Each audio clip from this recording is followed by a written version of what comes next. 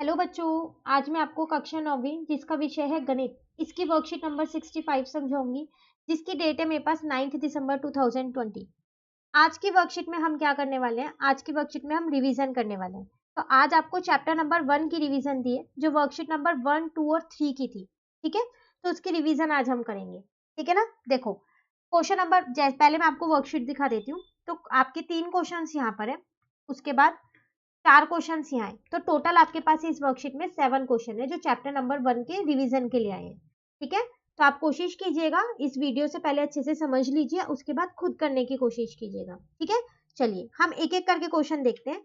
तो question number 1 है हमारे पास, अपरिमेय संख्याओं का दशमलव प्रसार होता है।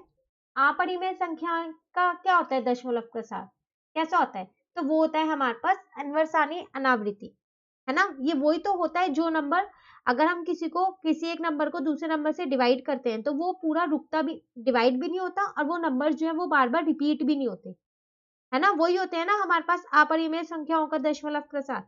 तो इसलिए इसका आंसर आएगा हमारे पास थर्ड। ठीक है, चलिए सेकेंड वाला देखते हैं। कह रहे हैं दो परिमेय संख्याओं के बीच डैश परिमेय संख्याएं होती हैं। तो दो परिमेय संख्याओं के बीच कितनी परिमेय संख्याएं होती है? बहुत सारी परिमेय संख्याएं होती हैं दो परिमेय संख्याओं के बीच में। ठीक है, तो इसका आंसर आएगा थर्ड वाला। ठीक है, अपरिमित इसका आंसर है। चलिए अगला देखते हैं। यहाँ आपसे कह रहा है 22/7 को दशमलव रूप में लिखने पर मिलता है। तो कह रहा है आपको इसको क्या करना है? दशमलव में लिखना है, मतलब पॉइंट में लिखना है। तो अब हम क्या करेंगे? डिवाइड करके देख लेते हैं फिर इसको। ठीक है ना? तो 7 3 जा 21, यहाँ पर 1 बचा। अब 7 के टेबल में 1 तो नहीं आता, तो पॉइंट लगा के मैंने यहाँ पर 0 ले लिया। तो 7 1 जा 7। ठीक है, अब यहाँ 3 बचा। अब आपने एक बार पॉइंट लगा लिया ना, तो आप एक स्टेप में खुद से 0 ले सकते हो। ठीक है, तो अब 7 4 जा कितना हो जाएगा? 28। फिर 2 बच गया, 7 के टेबल में 2 भी नहीं आता, फिर एक 0 ले ली मैंने यहाँ पर। ठीक है, तो अब 7 के टेबल में 20 से छोटा 2 पे आता है 14। ठीक है ना? अब 14 माइनस किया तो 6 बचा। अब 7 के टेबल में 6 भी नहीं आता, फिर 0 ले लिया। तो 7 8 जा 56 हो गया। अब 4 बचा, फिर एक 0 ले लिया क्योंकि 7 के टेबल में 4 नहीं आता। ठीक है, तो 40 से छोटा नंबर 35 हो गया। तो कितने पे आता है? 5 पे आता है। अब यहाँ पर फिर 5 बच गया, फिर एक 0 लिया। तो अब 7 7 जा फिर से 49 यहाँ हमने लिख दिया। अब 1 बचा, अब यहीं रोक देंगे। क्यों? क्योंकि यहाँ भी तो फिर 1 बचा था। अगर मैं यहाँ एक 0 लूंगी तो वही 10 वाला फिर से रिपीट होने लगेगा। तो इसका मतलब ये तो रिपीट हो रहा है ना अब आगे, तो इस पे हम बार लगा देते हैं। इसका मतलब यही तो होता है कि यही सारी संख्या अब आगे दोबारा से चलेंगी। तो इसमें कौन सा आंसर है? देखो, तो इसमें इसका आंसर है थर्ड वाला। ठीक है, चलिए फोर्थ वाला देखते हैं। आपको कह रहा है 0.111। आगे देखो ये डॉट्स हैं, इसका मतलब अभी ये आगे और चल रहा है। ठीक है, P अपॉन Q के रूप में लिखना है इसको। तो अब आप उसको कैसे लिखोगे? तो देखो, इसको लिखना है ना आपको। तो सबसे पहले आप मान लो, माना x है ये। ठीक है, अब आप क्या करो, दोनों साइड पे, ठीक है, अपने राइट साइड पे भी और लेफ्ट साइड पे भी दोनों, और इसमें 1000 से गुना कर दो। क्यों? क्योंकि दशमलव के बाद यहाँ पर 3 संख्या है इसलिए। ठीक है, तो दोनों और 1000 से गुना करने पर। ठीक है, एक मिनट।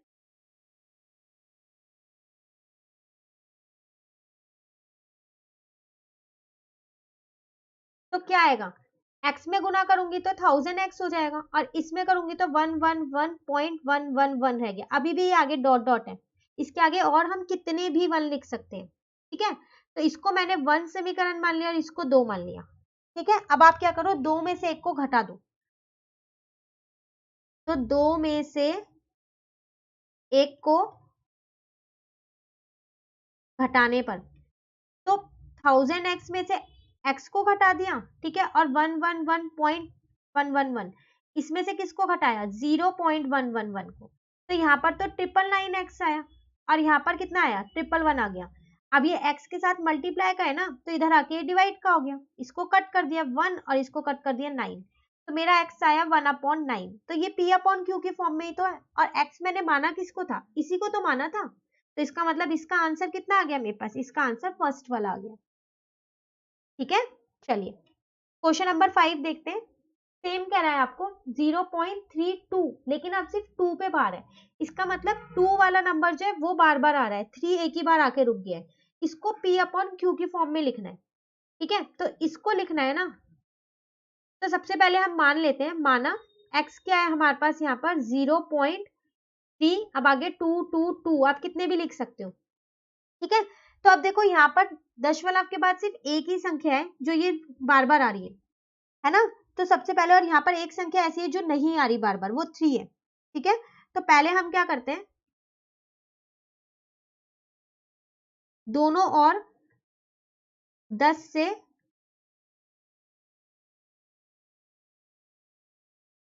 गुना करने पर, तो आप दोनों और 10 से गुना कर दो तो ये 10x बन जाएगा, और ये क्या बन जाएगा 3.22। और भी आगे है तो मैंने डॉट लगा दिया, सिर्फ दशमलव के बाद 3 ही संख्या ली है, इसको मैंने पहला समीकरण मान लिया। ठीक है, अब मैं एक बार और इसी में, ठीक है, किसमें, अपने समीकरण 1 में, समीकरण 1 में दोनों और 10 से गुना करने पर एक बार और इसको 10 से गुना करूंगी। ठीक है, तो यहाँ पर आ जाएगा मेरा 100x, और यहाँ पर आ जाएगा मेरे पास 32.222 गुना करने पर। जब आप इस पूरे को 10 से इंटू करोगे तो यही आएगा। आगे डॉट डॉट इसलिए लगाया क्योंकि ये 2 आगे और भी बहुत सारे हैं। ठीक है, अब आप क्या करो, 2 में से 1 को घटा दो, 2 में से 1 को घटाने पर, तो 100x में से आप क्या करोगे, 10x को माइनस करोगे, और 32.222 में से अभी पॉइंट, ये जो आपने यहाँ बिंदी है ये हटा देना, माइनस करोगे 3.222 को, तो यहाँ पर आ जाएगा 90x, और यहाँ पर कितना आ जाएगा 29.000। तो आप उसे 29 भी तो लिख सकते हो, है ना। तो ये आ गया 29/90, और x माना किसको था, इसको ही तो माना था, तो ये आ गया P अपॉन Q की फॉर्म में। तो इसका आंसर कितना आ गया, इसका आंसर मेरे पास 3rd आ गया। ठीक है, चलिए क्वेश्चन नंबर 6 देखते हैं। कह रहा है नीचे दी गई संख्याओं में से परिमेय और अपरिमेय संख्याएं अलग कीजिए। तो आपको जो ये संख्याएं दे रखी हैं, आपको ये बताना है इनमें से कौन सी परिमेय और कौन सी अपरिमेय। तो चलिए पहले हम क्या करते हैं, लिख लेते हैं यहाँ पर। तो हम यहाँ पर सारी परिमेय संख्याएं लिख देंगे, ठीक है, और यहाँ पर अपरिमेय लिख देंगे। ठीक है, ए संख्याएं।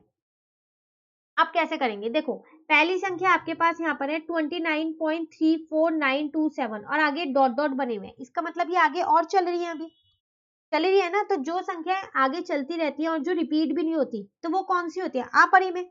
तो ये इसमें आ जाएगा 29 पॉइंट, एक सेकेंड, ठीक है, मैं इसको भी यहाँ पर सही कर देती हूँ, ओवरराइट हो रहा था ये।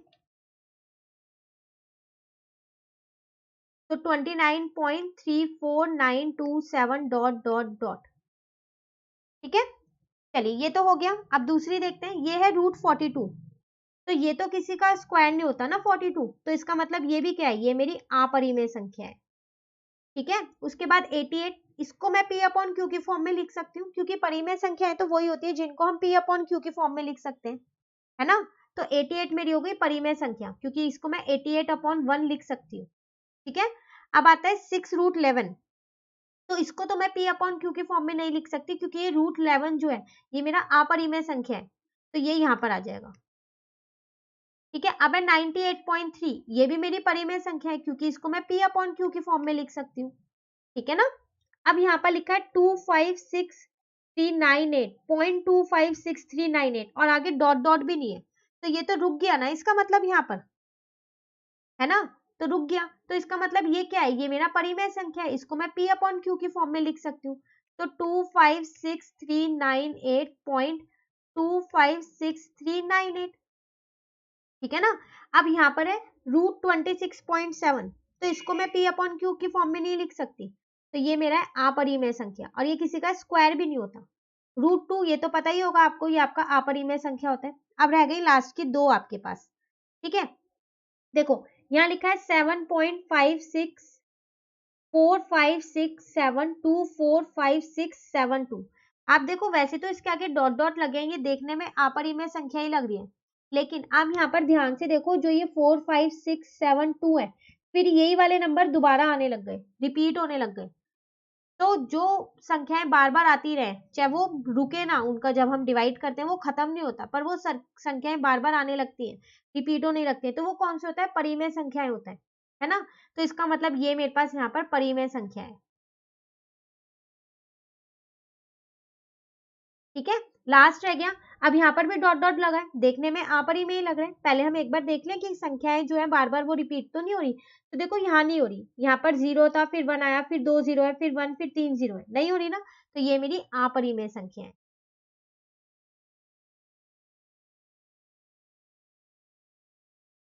ठीक है, तो चलिए ये वाला क्वेश्चन 1 2 3 4 डॉट, हाँ ये वाला क्वेश्चन मेरे यहाँ कंप्लीट हुआ।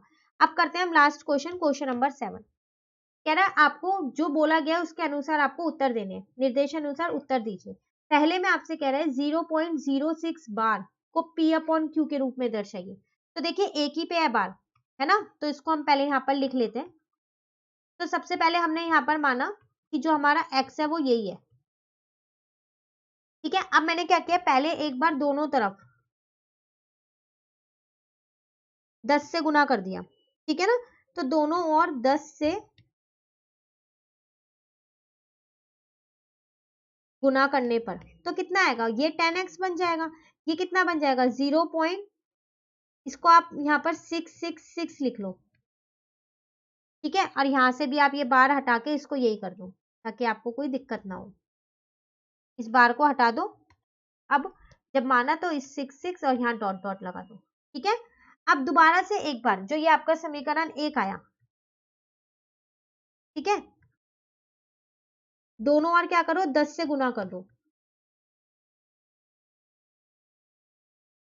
दोनों ओर 10 से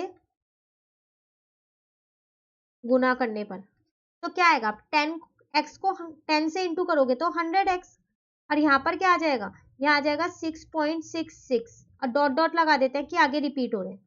अब क्या करना है, हमको दो में से एक को घटा देना है। एक को घटाने पर तो क्या आएगा आपके पास, देखो 100x में से आप 10x को माइनस करोगे, है ना, और 6.666 में से आप 0.666 को माइनस करोगे, तो यहाँ तो मेरा 90 आ जाएगा। ठीक है, और यहाँ कितना आ जाएगा, 6.000, तो उसको मैं 6 मान सकती हूँ ना। तो ये 90 मल्टीप्लाई का इधर आके डिवाइड का हो गया। पहले मैंने इसको 3 से काट दिया एक बारी, और फिर मैंने इसको 2 से काट दिया, तो आपका x कितना आ गया, 1/15। तो ये P अपॉन Q की फॉर्म ही तो है, और आपने x माना किसको था, इसको, तो ये आपका आंसर आ गया। ठीक है ना, अब बी वाला देखते हैं हम यहाँ पर। तो उसमें कह रहा है ऐसी दो अपरिमेय संख्याओं का उदाहरण दीजिए जिनको गुना करने पर प्राप्त हो परिमेय संख्या और अपरिमेय संख्या। देखो आपसे वो ये कह रहा है आपको ऐसी दो अपरिमेय संख्या लिखनी है, अगर आप उन दोनों को गुना करो तो एक बार परिमेय संख्या आना चाहिए और एक बार अपरिमेय संख्या आना चाहिए। ठीक है, ठीक है, तो अब हम कौन सी दो परिमेय संख्या लें, आप कोई सी भी ले सकते हो। चलो इसको यहाँ पर करते हैं हम। तो मैंने ए पार्ट में दो अपरिमेय संख्या ली, √2 और √2। तो जब मैं इन दोनों को गुना करूंगी तो 2 आएगा, और ये मेरा क्या है, ये मेरी परिमेय संख्या है ना, ये परिमेय संख्या तो हो गया ये।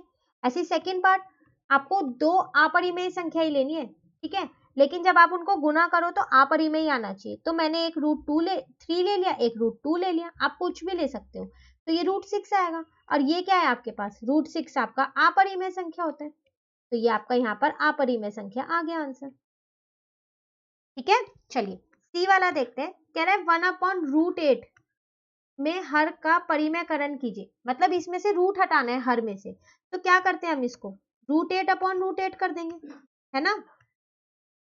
तो फिर 1 को √8 से इंटू करेंगे तो √8 आएगा, और √8 को √8 से करेंगे तो 8 आएगा। अब मैंने पता है क्या किया, इस रूट के ना गुणाखंड यहाँ पर लिख दिए, गुणनखंड लिख दिए पहले मैंने ये। तो फिर ये मेरा इन दोनों का एक पेयर तो बाहर आ गया, एक जोड़ा, तो 2√2 अपॉन में 8, इसको इससे कट कर दिया, तो मेरा कितना आया, √2 अपॉन में 4, ये मेरा आंसर आ गया। ठीक है ना, तो इसी के साथ मेरी ये वर्कशीट नंबर 65 कंप्लीट हो गई है। ठीक है, तो आप इसकी अच्छे से रिवीजन कर लीजिएगा। अब वर्कशीट नंबर 66 जो है वो हम अपनी नेक्स्ट वीडियो में करेंगे। तो अगर आपको ये वीडियो अच्छी लगी तो आप इसे लाइक ज़रूर कीजिएगा और मेरे चैनल को सब्सक्राइब कीजिएगा। Thank you.